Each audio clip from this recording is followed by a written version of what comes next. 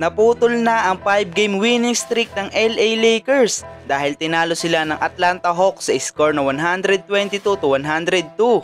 Hindi lang basta talo ang natanggap ng Lakers mga idol, kundi napahiya din talaga sila. Sobrang pilay kasi ang lineup ng Atlanta ngayon. Hindi kasi maglalaro ang apat sa kanilang starters na sina Trae Young, Porzingis, Alexander Walker at Jalen Johnson. Must win sana to para sa LA Lakers dahil sina Gabe Vincent, LBJ at Reeves lang naman ang hindi maglalaro. Then the rest ay available na lahat.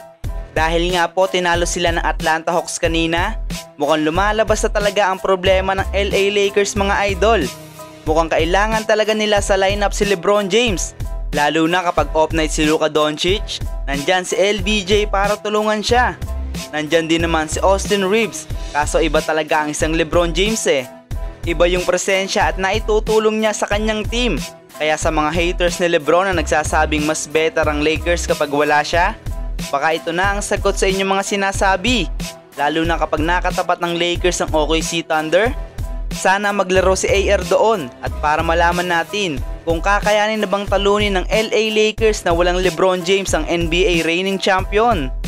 Lalo na kapag pumatak pa ang playoffs mga idol, dito talaga natin makikita ang halaga ng isang LeBron James sa loob ng court.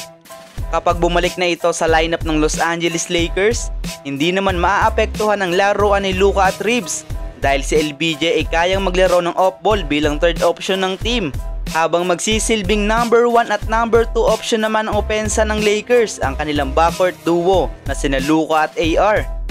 Nakita na naman natin yan last season mga idol. Maganda ang chemistry nila at kinulang lang talaga sila sa big man. Kaya natalo sila sa first round ng playoffs noon sa Minnesota Timberwolves. Pero ngayon, magkakaalaman na dahil may legit big man na ang LA Lakers na si DeAndre Ayton na ilang beses din na-outplayed ang mga magagaling na big man ng NBA. Habang ang Dallas Mavericks naman ay inaasahan na gagawa ng malaking pagbabago mga idol.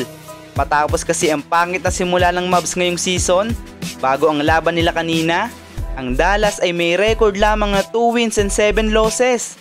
Kaya naman ayon sa ESPN, nanganganib na ang trabaho ng general manager ng Dallas Mavericks na si Nico Harrison.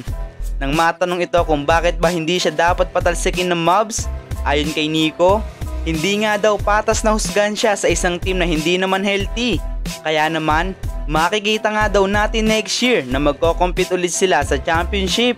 Mukhang pinapalabas ng Mavs GM dito na sumusuko na sila ngayong season at hindi na sila magko-compete ngayon sa championship dahil ang focus na nga niya ay next year. Maraming Dallas fans nga po ang nainis dito dahil pinagpalit nila ang kanilang superstar player na si Luka kapalit ang injury prone na si Anthony Davis. Anong sa tingin nyo mga idol? Dapat na bang patalsikin ng Mavs ang kanilang general manager na si Nico Harrison?